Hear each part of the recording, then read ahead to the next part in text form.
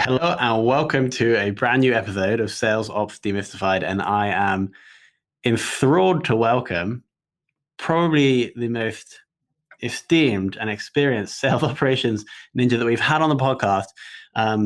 Jeff, thank you so much for your time. Tom, thank you for having me. I'll take esteemed. I think experience, been around for a while too, but I that hopefully means I have a lot of wisdom to help impart that folks.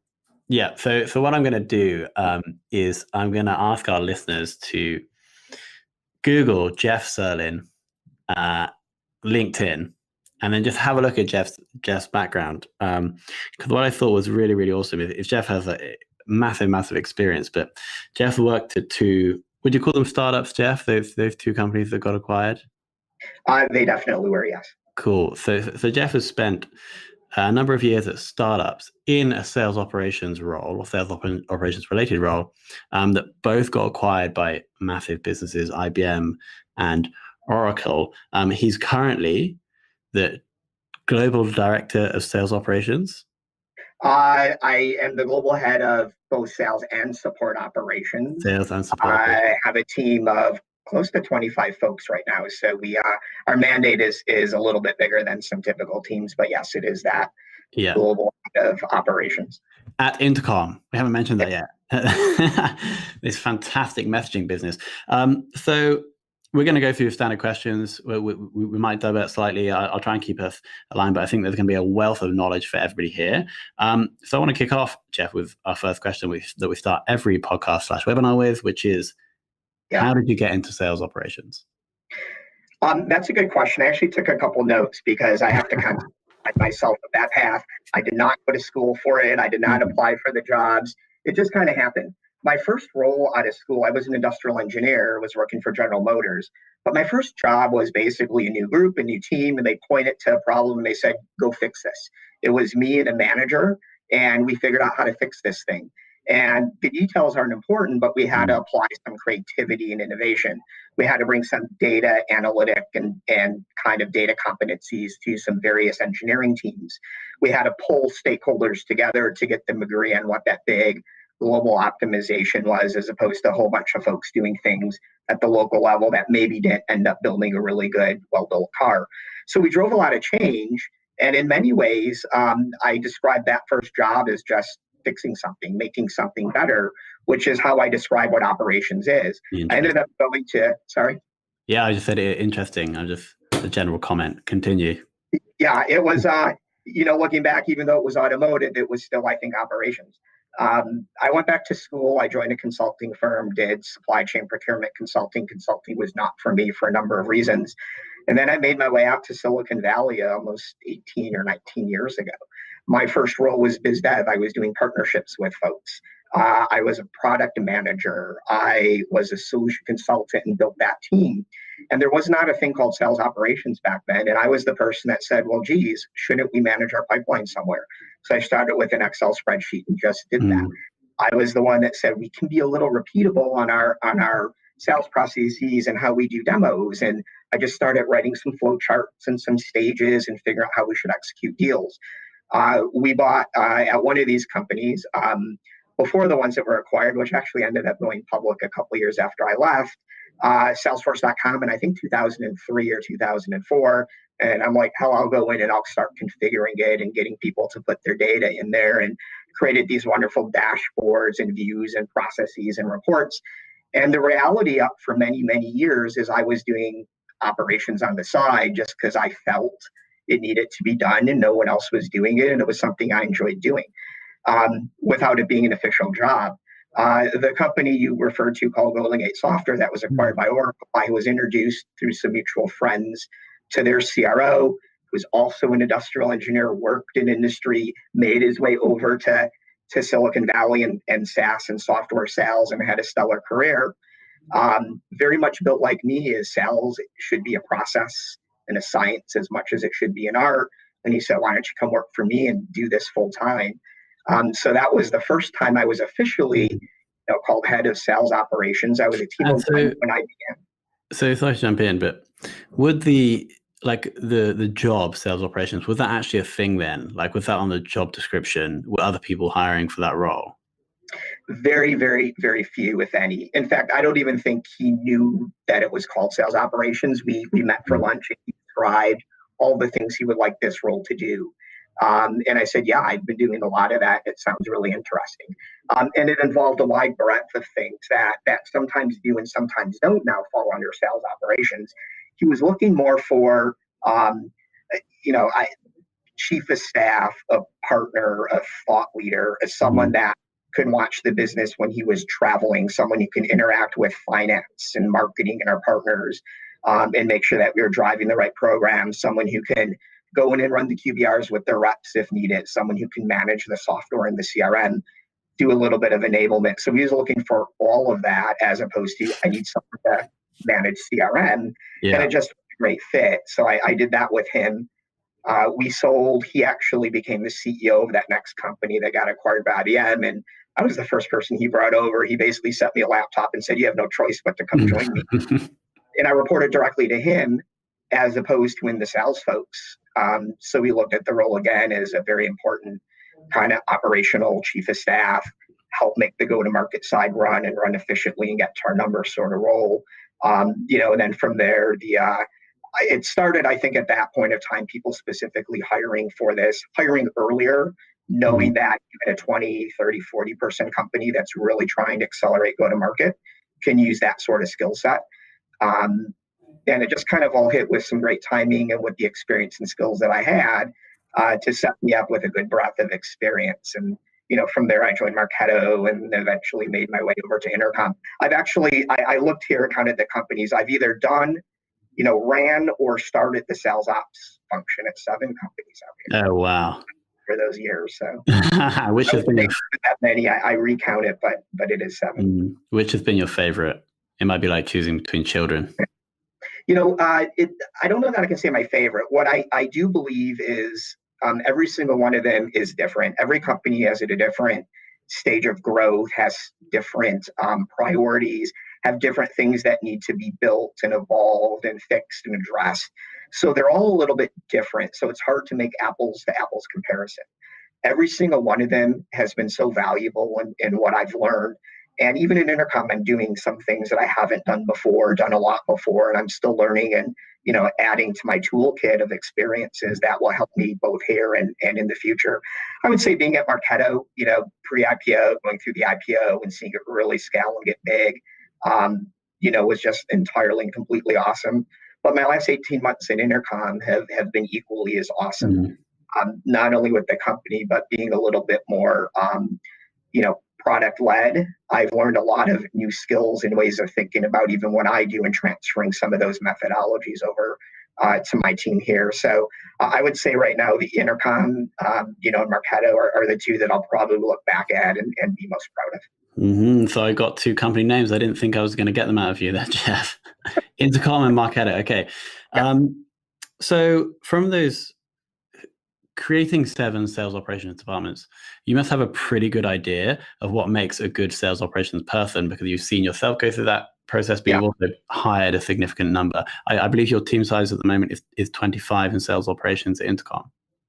Just about, yeah. Cool. So what do you think makes an awesome sales operations person? Yeah. Let me start by sales operations, which can mean a lot of things. I currently have what you would call traditional sales ops, the planning, the forecasting, the process, the methodology.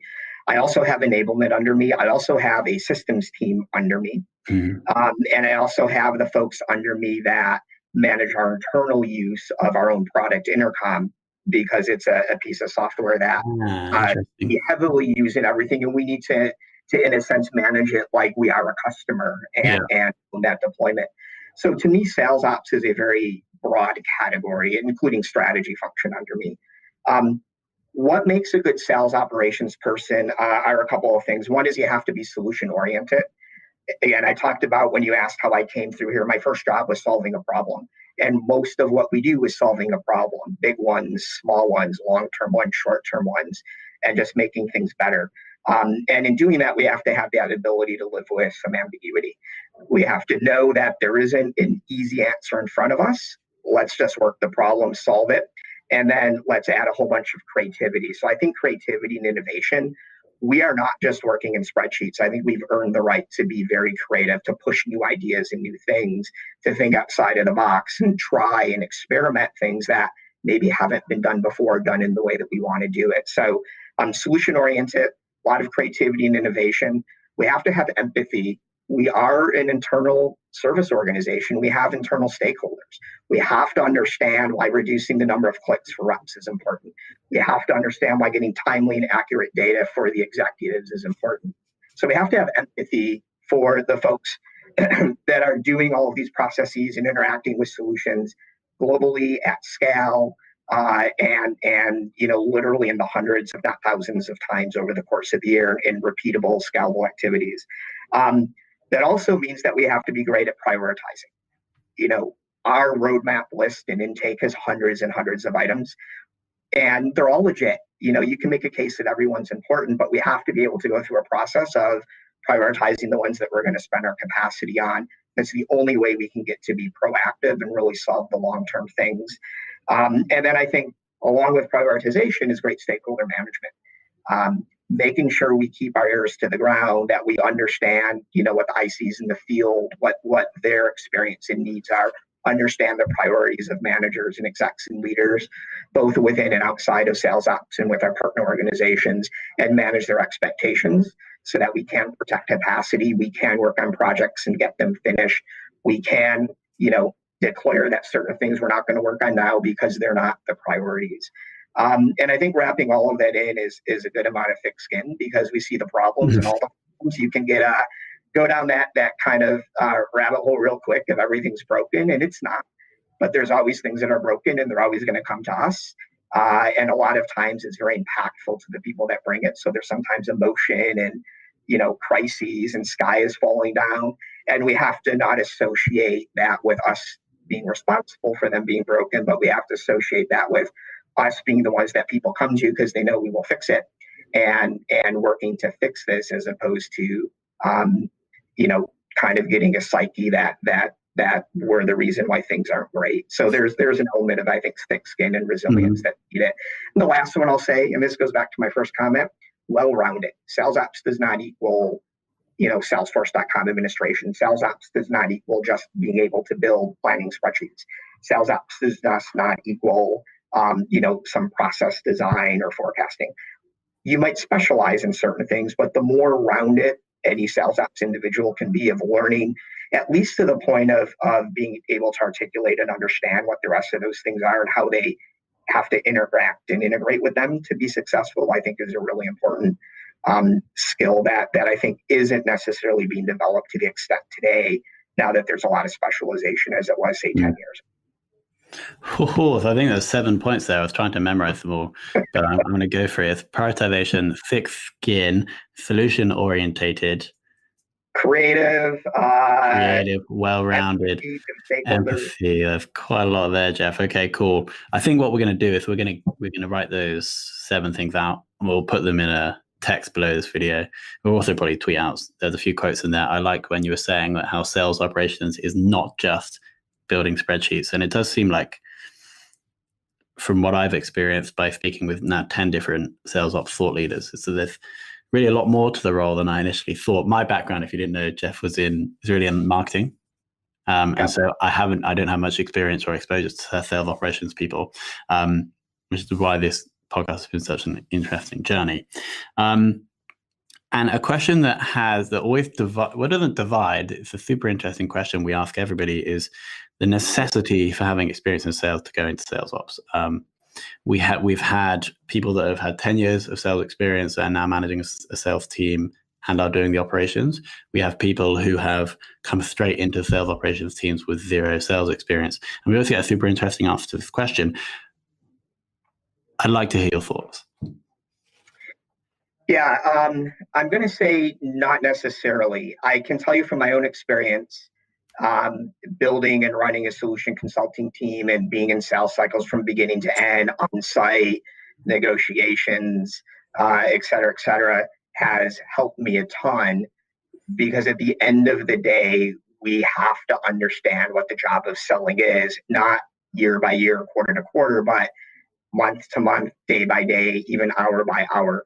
And I think if you're not necessarily in there and understand the dynamics of negotiation, it's hard to maybe create or advise on a pricing model or the right strategies or the right place to get that done. So I think it is incredibly, incredibly helpful if you do come with some level of sales experience. It doesn't need to be a lot, but a little bit does help. But there are certain roles that it's okay to not have it. Systems, for example. I hire a lot of folks who are engineers, who are product owners and have a lot of background in product management. And that's okay. Some of the planning reporting folks I have come from banking. So they have this skill set. Yeah, they're great in the modeling and understanding how that works and understanding financial statements. So they're great partners in working with me. So I don't think it's necessary. I think it's incredibly helpful. But if you don't come from a sales background, you have to love sales. You have to love the action. You have to love getting to a number. You have to love the ups and downs. You have to want to get up on the sales floor and clap and cheer on your colleagues when we close big deals. So you have to have some of that orientation and build it. Otherwise, I think it may not be the best fit to necessarily be in sales ops as opposed to some other roles. So it's helpful. I think it's great if you have it. It's not necessary for certain roles, but you have to learn how to become and think. You have to have the passion for the deal. Totally. I think that's a really good answer. Their number, period. Yeah. So what number does the sales operations team at Intercom have? I carry the whole global number. I have a leveraged comp plan. My quota is the same as the rest of the sales executives here. And it is a leverage plan. It's not like 5% of the plan. All of my managers and above also have an element of variable compensation, which is also tied to that global number. Cool. So there's you as the global director of sales operations. Has you carry the total revenue number. Okay. And I'm also assuming that the VP of sales also has that number as well. They do. Yep. This is super interesting because I'm not sure if we've had that before. I'm going to write that down. Okay, cool. Shifting away from that, current sales operations technology stack.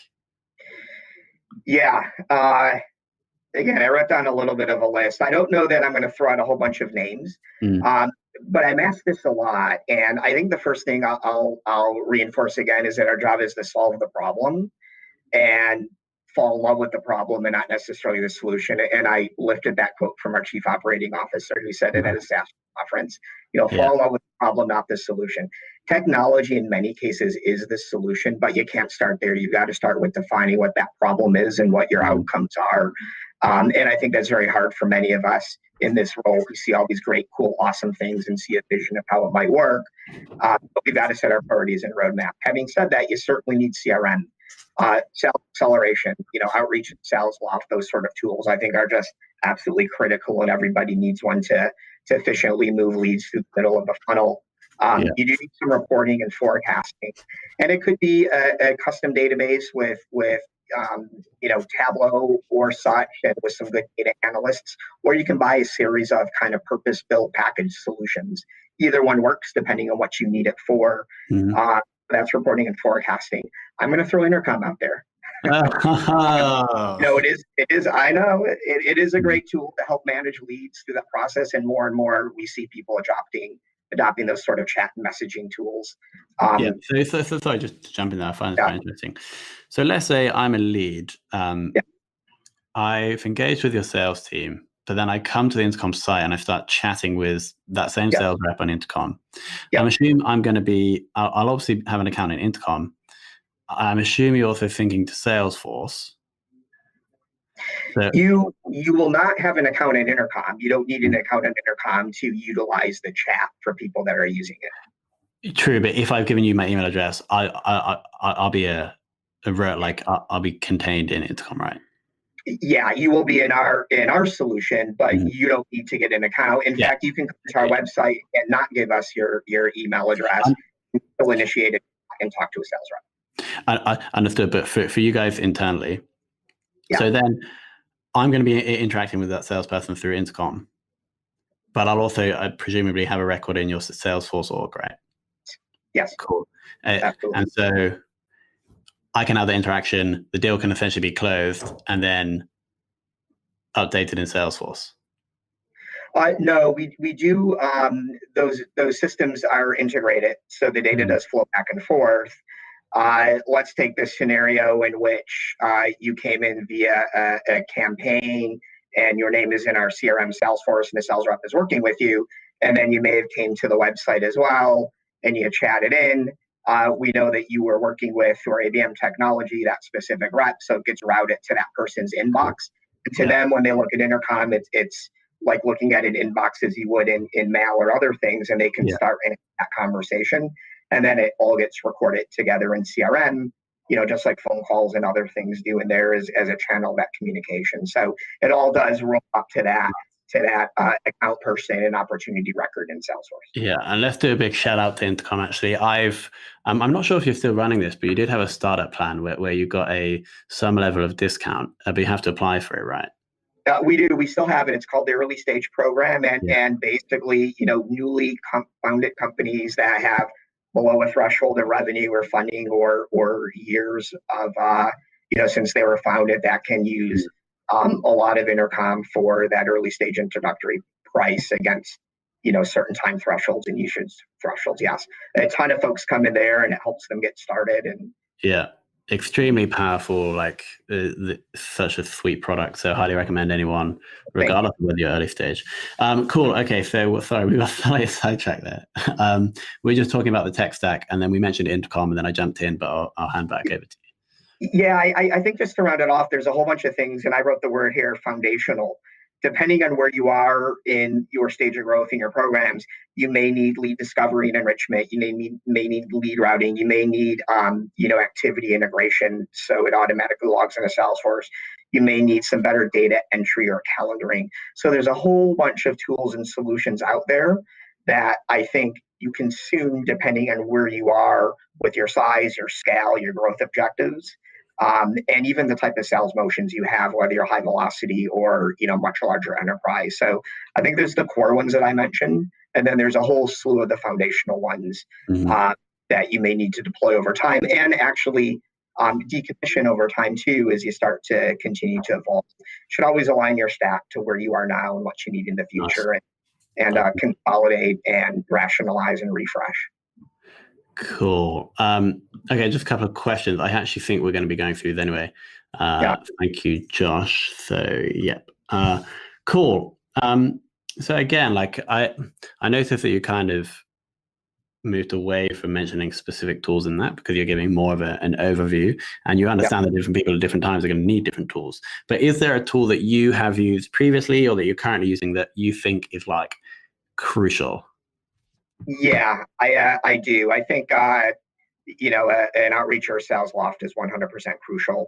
I think some other ones that are in that foundational category, Lean Data is a great product which helps efficiently route leads and match people to the records so that you have better hygiene and faster response times getting it to the right folks. Clary we do use, which is one of those purpose-built forecasting tools, which allows a roll-up forecast to be submitted by reps all the way up to me in that tool. And that drives the transparency, but it also drives a ton of accountability from top to bottom, which is a big part of that. There's other benefits that it provides to you, but that forecast accountability and method is awesome. There's a company called Coda, which we just started using organically, and now we kind of use it as our kind of, program management canvas to manage our roadmap. It's got intranet functionalities. It's got collaboration functionalities. We have a process that we're rolling out where for the intake of things that people want us to do on the roadmap, they fill out a form and it integrates into code and puts it on this beautiful line in a spreadsheet with the status of not looked at. And then we take a look at it, we move it to a roadmap, or we move it somewhere else, or we consolidate it, and it manages all that. And that's, I think, just a great productivity tool that the more I use it, the more I find all of these awesome things that are in it. And I think those are the ones that I would say now. If you asked me in 6 months, it might be a difference. Yeah. Okay, awesome. You did mention data quality when you were talking about one of those tools, but how are you guys currently managing the data quality in CRM, and who in your team is kind of responsible for that? Yeah, data quality is, I think, the single biggest pain and hardest thing to do anywhere. And it's no different in all of those companies that I mentioned I've worked with before. It's just a beast to manage.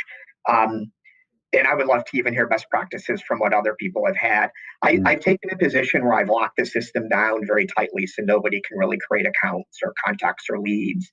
And that helps to keep it clean. And then I've had open systems too. And I don't know what the right answer is, to be honest. I think somewhere in the middle. You need to keep the business flowing and those things happening. My team ultimately owns the CRM, and we own most of the data quality in conjunction with marketing ops, who actually puts a lot of things in the database. We jointly work together on the kind of mass aggregate enrichment tools and the cycle and the cadences for doing those, and also the rules for when we put new things in there of what it should do and what it should trigger.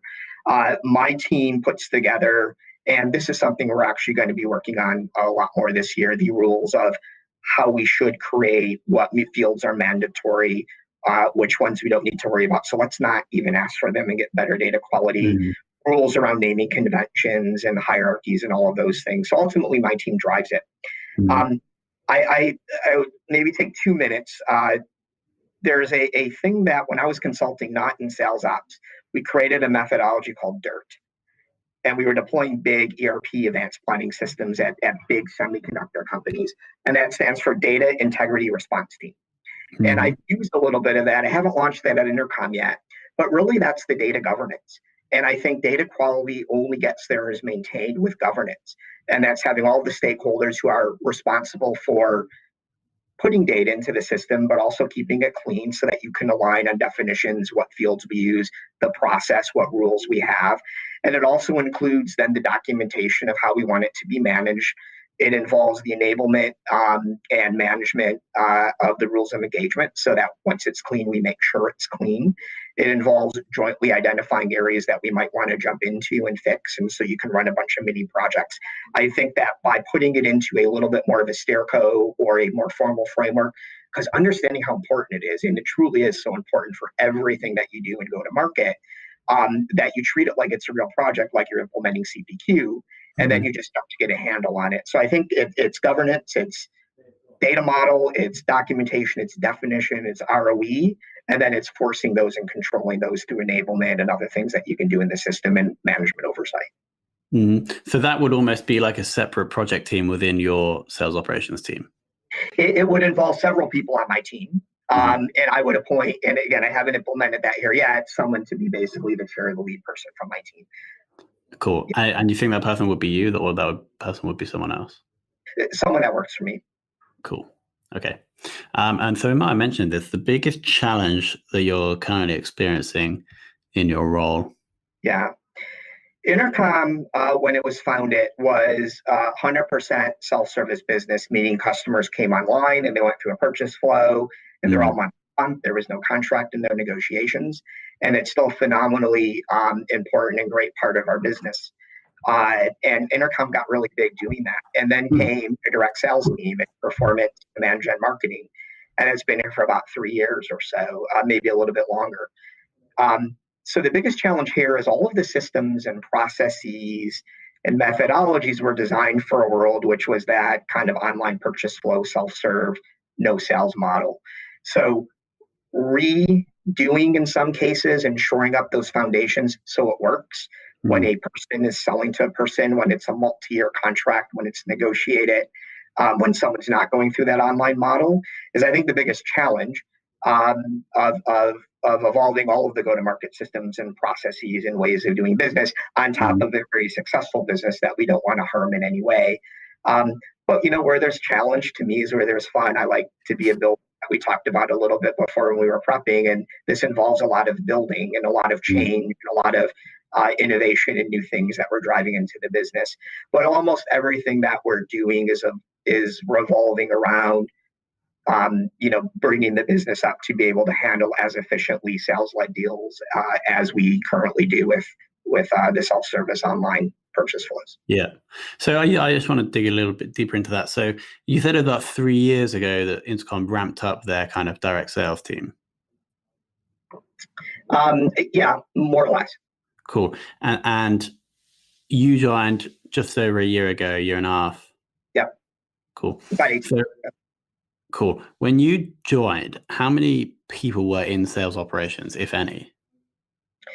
When I joined, there were, I want to say 5 or 6. Cool. Okay. And then how many sales resources? In total, I want to say 60-ish, 50 to 60. Okay, cool. And I assume that scaled pretty heavily now. It did. I mean, at 5 or 6 now, with all the responsibilities that I have, has gotten to that mid-20s with the things that I talked to you about before. And then, our sales organization in total is well over 100 now. Yeah. So I can only imagine the stresses that's going to put on the system, especially when the system was not initially, or the systems were not initially designed for that outbound model. Not designed for a model of which people are involved in the selling motions. I think is how I would define it. We get it done, and we built a lot of automation, and we fixed a lot of it up, but there's still a long way to go. Yeah, sure. Awesome. I think there might be someone waiting behind you to get into the room. I have the room, so I'll go. Okay, that's fine. Cool. So we kind of rounding stuff out now. This is a super interesting question that we ask every single person that comes on, and it's about, is there a single metric that you could use to judge people in the sales team? If so, what is that metric? I don't think there is. I think that, we always measure to, quote attainment and to getting to the plan, which needs to be there. I think that it's a depends question. I think if you are a high velocity business, and we do have that here, that you measure a different set of metrics, first response time, a lot of activity based metrics, a lot of daily management. Are we doing the things in the right order, the right cadence, the right volume that we need to drive the outcomes?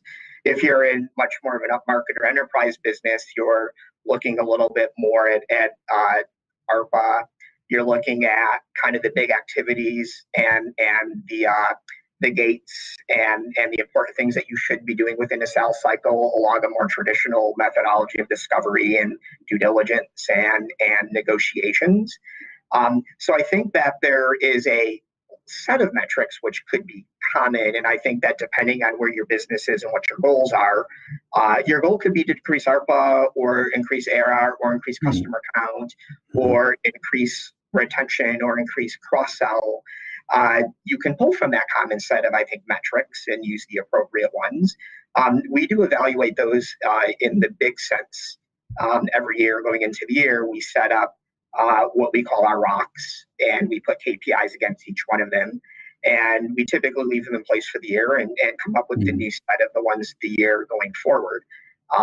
So I don't think there's one. I think that there are, again, a set of ones that you need to pull from based on what you want to accomplish. Yeah, sure. Awesome. I'm just checking. I think we have a question. James Nolan's back again. Here's one for you, Jeff. Do you ask reps to forecast and use that, or use analytics and conversion rates to make your own forecast? Does that question make sense? It does. Absolutely. To me, forecasting is a lot of science, but it's also a lot of art. And the more ways that you can gather a forecast from as many different methodologies and algorithms and ways, you can triangulate them and get a sense of where you're going to end. So I do want, and I mentioned before, Claria system I use to get rep bottom-up, roll-up forecasts. So I make each rep and each manager tell me what their forecast is, and that's a data point. I also do run some math and analytics in the back where I take a look at where we're starting the quarter in terms of open pipeline, historically what we've created within the quarter and close, and those trends, and I draw some pacing formulas, see where that ends up. I also take a look sometimes a little bit deeper at the large deals we have and split them up between that and the velocity business, because sometimes that straight line or formulaic pacing isn't great. Where we end up. And then my finance team also does a high level forecast. So I basically have 4 different ways of trying to Yeah. understand where we may end up. I think they're important because when they converge, you feel much more confident that that's where the business may be ending up and you're taking the appropriate action. Where they don't converge and where they give you very different results is where you dig in to try to understand why. And it could be because you have 1 or 2 really, really large deals. So you've got to discount those appropriately. So I think the answer to that question is yes. I think the more ways that you can forecast and get a projection using different assumptions and methodologies and methods to see where that number is and then see how they kind of all fit together, I think is incredibly, incredibly important. Awesome. And final question, is there someone else that you know or that you've worked with or learned from who has kind of taught you what you know or who you think is super outstanding in this field? Yeah, that's a hard question. I think, me being around for as long as I have, I've met a ton of people along the way. And I think in generally networking and meeting folks and going to meetups is a great way to learn what they're doing and for them to learn what we're doing, because I think we're all in many ways tackling the same problems. So I have a network of folks that I rely on and, ask questions and text all the time to see what's going on. I think that because when I started this, there was really no one to really teach me is the mentors and the people I looked at were the people that gave me the opportunity to kind of jump in and solve these problems and then the empowerment to do so. The person at those 2 companies named Pat Quirk was one of them who really gave me, that chance to kind of go in and be an operations person and elevate its importance so that I can get things done. And then I would say Bill Lynch, who was the, SVP of sales at Marketo when they were less than $1 million, who took him, public and over 200 million, who I'd known before I worked for him. But from him, I really learned, I think, from as much as any leader, high velocity SMB sales and how to manage a sales team at scale. And, both of those things are incredibly invaluable to me. And then there's probably a long list of people I can rattle off. But as I mentioned before, in this role, we always need to be learning. We're always going to find new problems that we have to figure out how to solve. So engage, building a network, going to meetups, going to conferences that are really organized around sales ops. Even I've taken my team before and we've gone from other companies that are around the corner down the block. Nice. 2 teams have totally just met up and spent half a day together, to hear war stories. So yeah, keep learning. Okay, Jeff, we've come to the end. Let me just check the questions. I think we've answered all of them. Josh, yeah.